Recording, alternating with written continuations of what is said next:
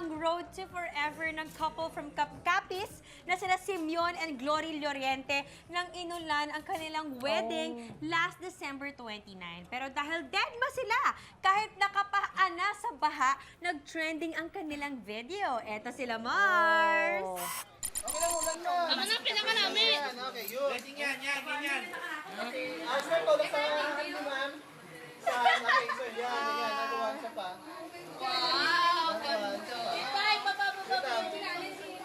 Yan. Wait lang. Tama sa video yan, no, kuya. Set yan. Okay, sir, tulukay ka mo ni ma'am. Kita kasi tayo alam eh.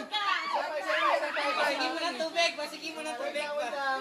Masahin namin kayo tubig. Kunwari lang. Oh my God! Alam mo, magte-trending talaga, Mars, dahil hindi lahat ng kinakasal may ganong kapaligiran. Exactly. Itong literal na through hell and high water. Yeah. Diba? Oo. Tumaas Umpisa pa lang, may unos na at na-survive ninyo. Siguradong matatag ang inyong pagsasama. Congrats and best wishes.